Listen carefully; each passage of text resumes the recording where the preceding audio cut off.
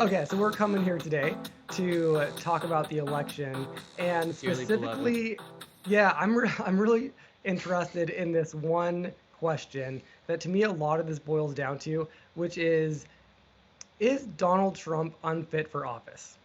This seems to be the kind of like headline topic that a lot of Democrats especially are kind of like dealing with, and we're kind Mm, of like looking at our Republican brethren and being like, hey, like what's up with like this one thing? Like he might be actually unfit, and here's why.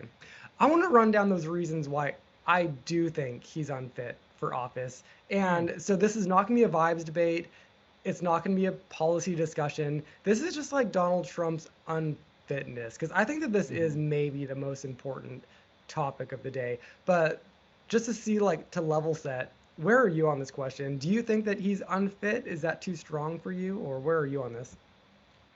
I mean, I hate to be hyperbolic because I think it's such a problem in the body politic right now, but like we're in like idiocracy level insanity. Like, of course. Like it's so I feel like we're so beyond like this guy really shouldn't be leading the most powerful country on earth.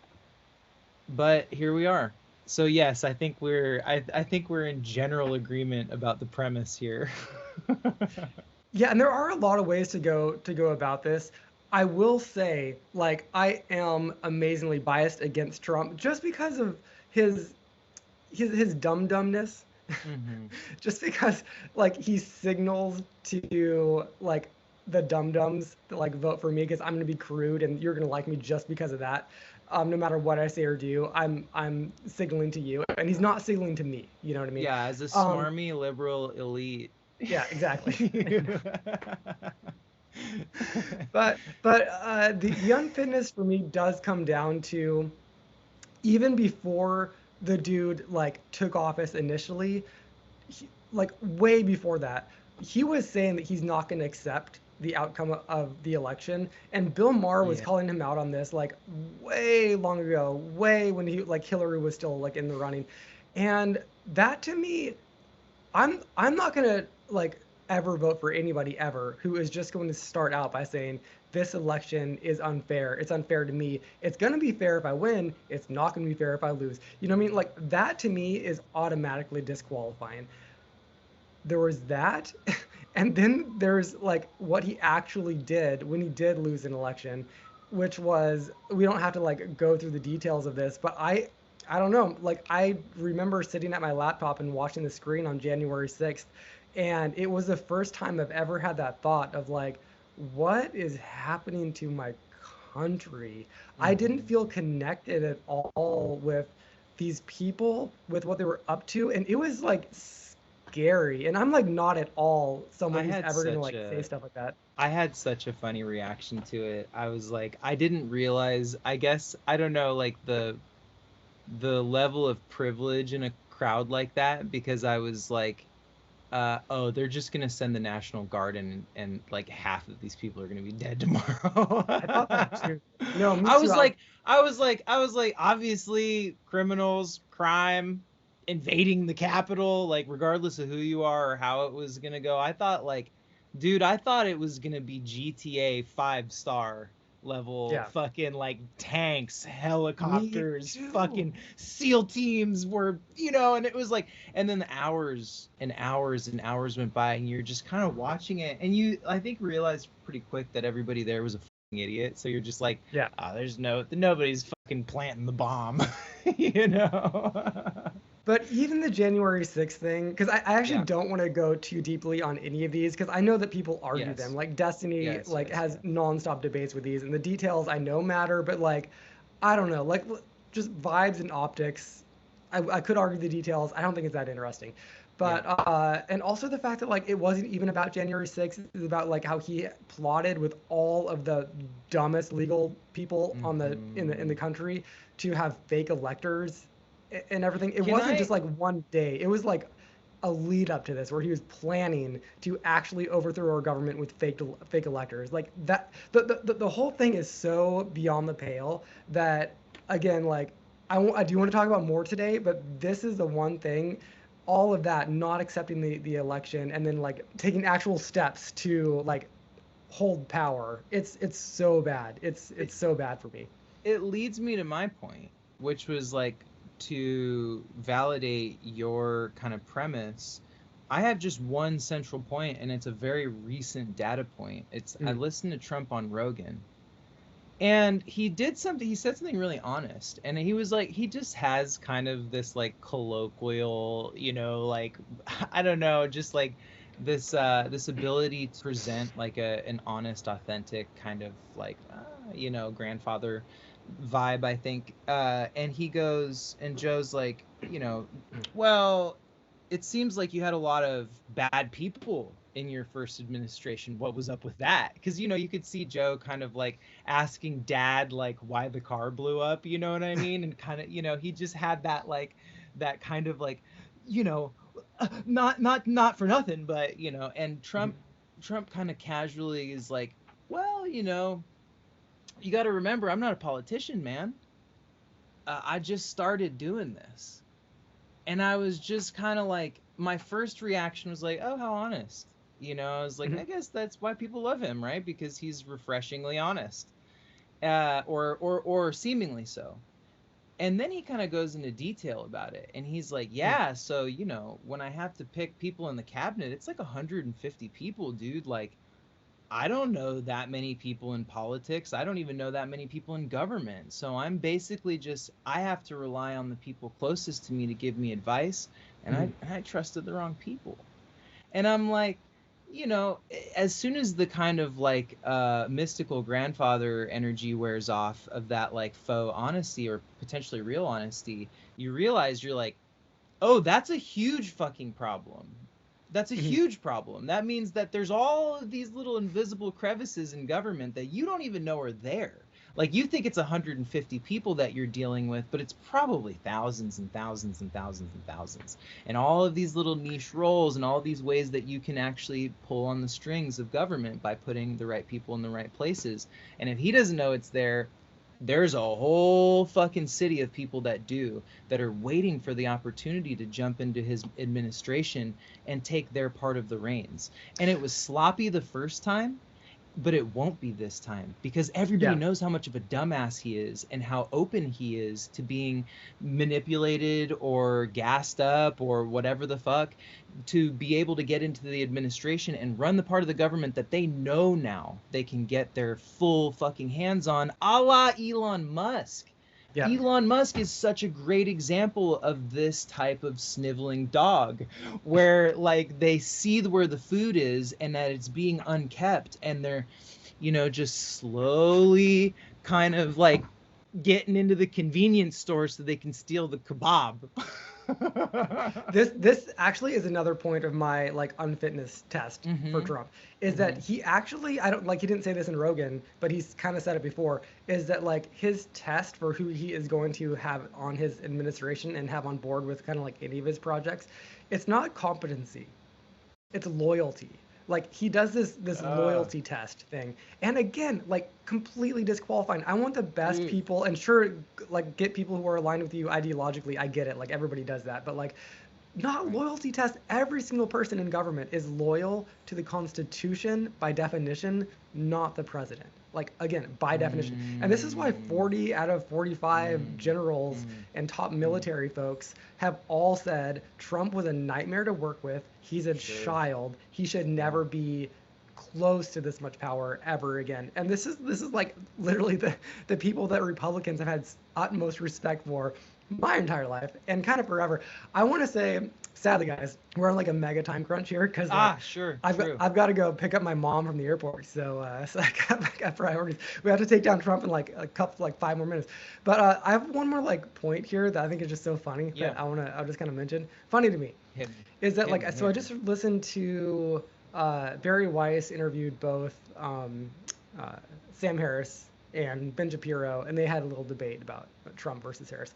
And the episode starts out with playing parallel clips between Trump saying or doing something horrible versus Harris doing or saying something horrible. And this was so perfect. I think that we should have more of these collages Uh-huh. because like when you do compare them, like their worst moments, it's like Kamala signaling maybe to like kind of a far lefty thing and kind of like doing a word salady thing, just not being totally articulate, right? Right, And then right. like Trump is like, I'm gonna murder my political Kill him. allies, and Yeah. I'm gonna pull the plug on all the media organizations that I don't like, and I love dictators, and I'm gonna be a dictator on day one. It's like it's all this shit that's like so It's insanely beyond the so pale, out and there, to have dude. that compared to Kamala's worst moments, which is Yeah, yeah, like she's yeah. so cringe, she's so Yeah. like a lot of Yeah. things, and she does signal to the far left too much, etc. All Yeah, that, yeah, yeah, take it all, yeah. it's all true. I'm not going to argue with any of it, but like when you compare it to Donald Trump, there's just like no comparison, and it's almost like a comedy, as if like someone wrote that like Yeah. comparison of like, Yeah. oh, this is satire. Like obviously one guy's an idiot, the other person is like maybe awesome in comparison. I don't know. Like I see that as just like another, just like I don't even have to think that hard about it at some level. Dude, it's insane. It's absolutely that's hella funny. The double standard is so interesting, the way that it's played against each other. But I don't know. I mean, I guess there's probably a million different like factorial reasons for the way that these two things are cast against each other. Because obviously Democrats were terrible at lifting each other up. We're just always way more down to tear each other down than anything. Yeah.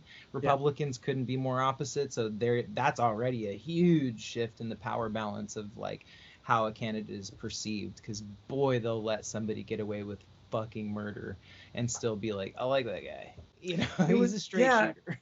I think about this one thing actually pretty often, which a guy we've actually had on this podcast before, he wrote a Substack piece not too long ago about the pros and cons of Donald Trump, Mm-hmm. and he's a right winger, like he's pretty far to the right, and so I read this like super curious. I was like, okay, so what does a right winger say about like pros and cons of Donald Trump? And for a lot of it, I was like, okay, sure. But like the cons, the big ones, none of them were there. There was none of this kind of like his authoritarian tendencies didn't show up. His rhetoric about like not respecting election results didn't show up. Isn't Like it none crazy? of the big things. It was all like little stuff like, Right. oh, our tariffs like is he joking about tariffs, or you know what I mean? Like it was so just kind of like I don't Line even Liz Cheney resonate. up in front of the firing squad. You heard that one yesterday?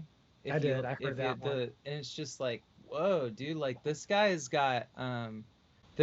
really had insanely violent language. Like, have Oh we yeah. ever heard a president that's got violent language like that towards Americans? I mean, that should be your tip off right there, brother. 'Cause, let me distill down my. I think I have like a 30-second soup of what I think about these two people I and kind of what'll like doing this happen. quickly, by the way. This is I kind of kind of good do because we too. don't get Yeah, hung it up on makes you being like, like these no minutia. Yeah, this is good.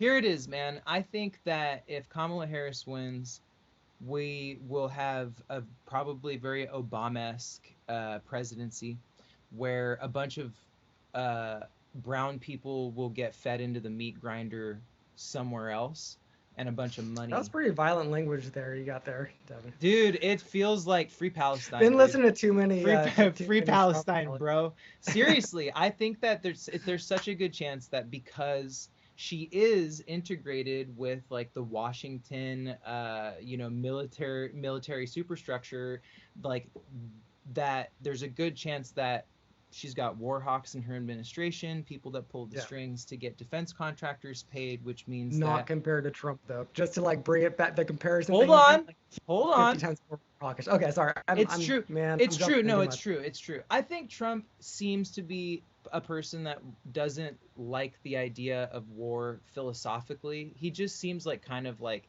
like that's not my brand. Like my brand's like hot Russian chicks and fucking like gold shit. You know what I mean? Like, Whose however, brand anybody could isn't get that? I into mean, come on, let's be real.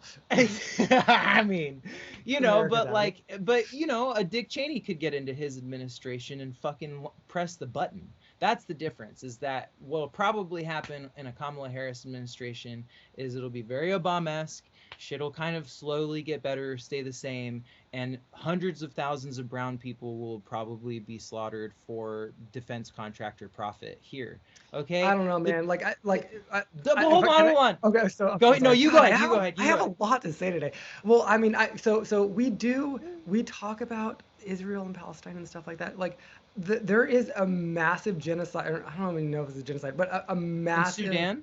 in Sudan. In Yeah, and like Sudan. the Harris administration might actually do something about that. But like we're not talking about That'd be like cool. hundreds or thousands of people. We're talking hundreds of thousands of people are I dying know. there, I and know. it's so bad. It's beyond Yeah, horror. When you read but about it, we're it's not like, arming one of the sides of the Sudanese army conflict. Like we're not funding one of the sides of that genocide or the side of that genocide. Like we're not providing them billions of dollars and weapons to well, kill women and oh man, children we definitely do with. not have to get into. I'm like mega pro Israel right now, so we definitely don't have Are to get into you?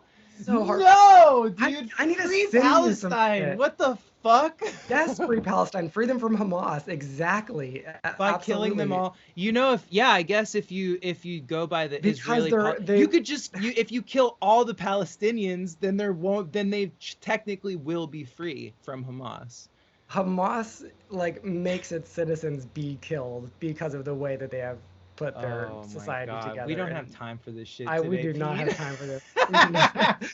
But no, like I do think that my point still stands, Mm. regardless of like the Middle East is important, but like the globe is huge, and there's so much happening Oh, I'm beyond just just saying like that that. that's like the cultural thing that'll be like the fucking big deal. We'll have probably Oh another yes. Iraq or Oh, and Afghanistan Iran. in Iran with Yeah. that administration, and it'll be very tightly controlled, and everybody will make a whole bunch of money, and very few American lives will be lost, and children will be upset. And but what could happen with a Trump presidency is you could have a Dick Cheney get in there and he could blow up the fucking World Trade Center again, Yes. and we could go and actually have a draft style war where we go to war with Russia or China or any of the fucking pet countries that somebody might have a fucking problem with that's somehow managed to become the third most powerful person in the world or something like that. It Like, is frankly hard to speculate about who, like, because we like to say that America is the one who like determines all these global things, but I mean, like, it's we're there are a lot of superpowers in the world, and yeah. we're we're not necessarily the instigator on any given thing. But one more thing that I just have to say, just because it is all over the news today. Did you Yeah. see the thing about Jeffrey Epstein and how he did an interview where he talks for hours describing Trump and like how Trump wheels and deals, etc. Mm. And I mean, Trump was like buddy buddies with Epstein way more than anybody else was. But I mean, Do it's we just kind of really think that Trump would be above fucking kids? no, not at all. I mean, and like for sure, like he did every Hello. bad thing that you can possibly imagine. Like But the he's a thing is, that, like dog, man. Like he's that's conservative his is whole brand was being a fucking playboy dog. You don't think he yeah. fucked some 14-year-old chick on a plane over there at least? Jesus But Christ, conservatives guys. only What care are you about talking it about? when liberals do it because they're like Right. conservatives are the more conspiratorial crowd, and True, so true. they determine like the rules of the game when you're talking about anything conspiratorial, It's like a which is skit. You can keep showing them evidence and they're like, "No, it's in the basement of a Pizza Hut, dude. exactly It's yes it's it's yeah it's Hillary Clinton in the basement of a Pizza Hut." And you're like, "There's pictures of Donald Trump on planes with Epstein and fucking underage chicks. There's pictures of it." And they're yeah. like, "I don't know. What does that really prove, dude? He's a cool guy." Yeah. Oh man, we're gonna have to come back here and solve Sudan, solve the Middle East, and then Yeah. but only post the post the election because Uh right now, Official yeah, Team Futurism endorsement from Devin, uh Kamala Harris. I'll be voting for Kamala Harris. I've got no problem I saying already that. I did. think I it'll be great. actually, yeah, I submitted my my ballot through the mail like a week and a Let's half go. ago. So I already feel like it's kind of old news in a Yeah, sense. you're that kind of guy. Can I tell you? I want to say one thing. Who like Yeah. I did actually vote for a Republican this time, Oh, and do you know why? why? Like principled vote, and I'm super proud of it. There was a Democrat and a Republican running for some like local state Sacramento thing, and the Republican, some rando, never really heard about, Googled, looked harmless.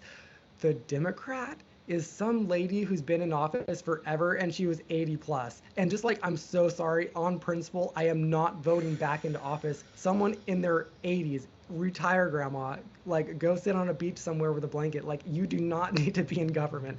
And Yeah. I'm just like, I think because of the whole Biden situation and also like RBG, like et cetera, et cetera. Like this is the whole thing the Democrats keep doing of like these old people like not leaving office like Yeah. decades after they should have. I'm sick of it. I'm total. I will vote for anybody if if they're the younger candidate and the others in their 80s.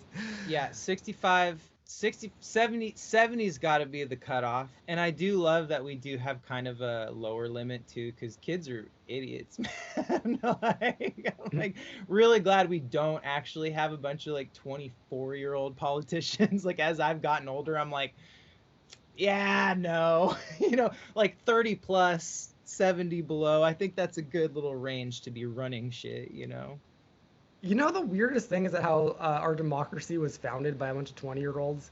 Like Thomas Jefferson was the oldest of the crew and he was like 30 when they were like writing the Constitution, etc. Look into that. It's insane. That's All those dudes crazy. like all Although those they dudes were were they were crazy young. literally like at 20 in like middle age.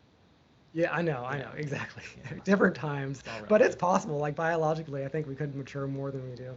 But all right, man, I I dig gotta it. bounce. I gotta go All right, all race to right, the all airport. right, all right. Hey, excellent, excellent getting this out. I'll talk to you soon, man. All right, buddy.